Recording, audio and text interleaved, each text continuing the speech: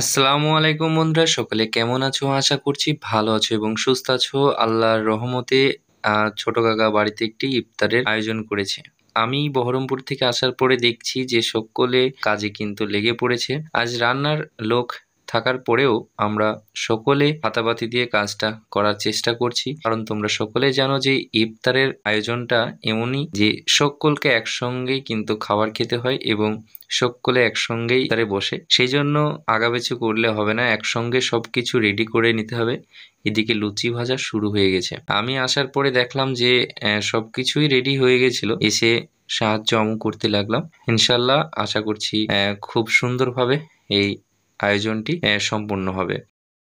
লুচি এদিকে ভাজছে আর তোমাদেরকে আমি একটা জিনিস দেখাই। এই যে মাঠের পাশে আমাদের বাড়ি, কত সুন্দর সবুজের ভেতরে আমরা বসবাস করি। এদিকে আমরাই প্রথম উঠে এসেছিলাম, আস্তে আস্তে মানুষজন সব উঠে ঘর বাড়ি করতে লেগেছে, তোমরা দেখতে পেলে।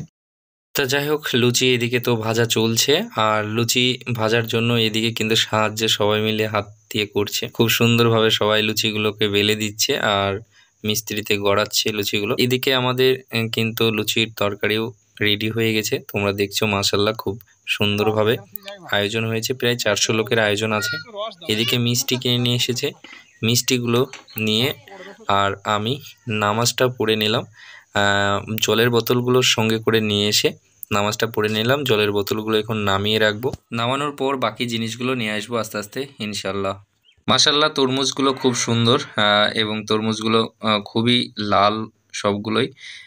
বাড়ির ফ্যামিলির সবাই মিলে হাতাপাতি দিয়ে তরমুজগুলোকে কাটতে বসলো এবং আমারও শখ জাগলো, আমিও কাটি। তাই আমিও বসে পড়লাম এবং সবার সাথে আমিও তরমুজগুলো কাটতে লাগলাম।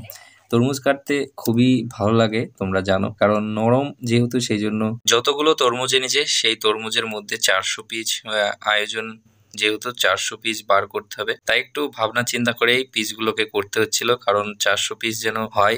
বেশি হলে কোনো ক্ষতি নেই, কিন্তু কম যেন না হয়, তার জন্য একটু সাইজগুলোকে মেনটেন করে করছিলাম এবং ভাবছিলাম কি যে হবে, কম হবে কি বেশি হবে বুঝতে পারছিলাম না, একটু ভয় ভয় লাগছিল। তারপরে যখন দেখলাম কাটা হয়ে গেল সবগুলোই, তখন মাশাআল্লাহ বুকে একটা সাহস আসলো যে না, সব ঠিকঠাক হবে।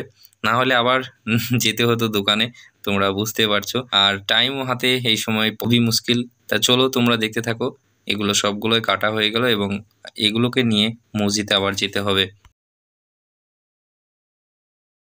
মাশাআল্লাহ খুব সুন্দর সুন্দর পিচ হয়ে গেছে, সব কাটা হয়ে গেছে। এগুলোকে তুলে এবার কিন্তু ভ্যাটভ্যাটি করে আমি মসজিদে নিয়ে যাচ্ছি। মসজিদে এগুলোকে নিয়ে যাওয়ার পর আবার সাজাতে হবে, অনেক টাইমের ব্যাপার আছে, তাই আমরা একবারে নামাজ টামাজ পড়েই কিন্তু সব কিছুই রেডি করতে লেগেছি।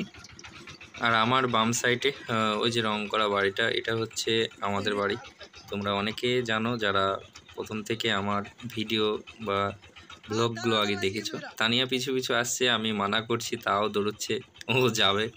যাই হোক, আনন্দ। আর কি কি আইটেম ছিল সেগুলো তোমাদেরকে দেখায়। এই যে এইগুলোকে এইভাবে বাড়ি থেকে রেডি করে নিয়ে এসেছি। এবার এই থালাগুলোতে এবার সবগুলোই সাজাবে, সবাই মিলে আমরা সাজাবো। এতে কি কি থাকবে না থাকবে সবগুলো তোমাদের দেখাবো। এটা হচ্ছে মসজিদের ওপরে। মাশাআল্লাহ খুব সুন্দর লাগছে এই দৃশ্যটা। সবাই এক একটা আইটেম নিয়ে থালাগুলোই সাজাতে সাজাতে যাচ্ছে।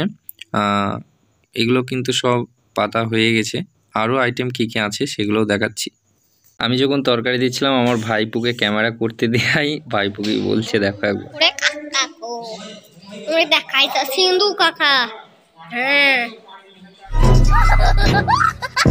মাশাআল্লাহ খুব সুন্দর লাগছে। সবগুলো যখন সাজানো হয়ে গেছে ঠিক এরকমটাই লাগে। আর এর আগেও কিন্তু অনেকে দিয়েছে ইফতার, আমি তখন তো ছিলাম না বাড়িতে। আর আল্লাহ যেন এটা কবুল করুক, যে আশায় দেওয়া হয়েছে। সকলে দোয়া করবে, আমিন। কি কি আইটেম আছে আজ চলো তোমাদের দেখাই।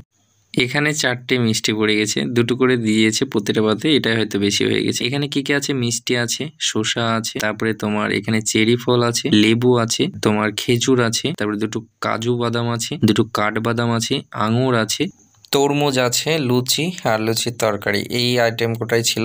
তা আজকের ভিডিওটা এতটুকুই থাকলো। সবাই ভালো থেকো, সুস্থ থেকো, টাটা।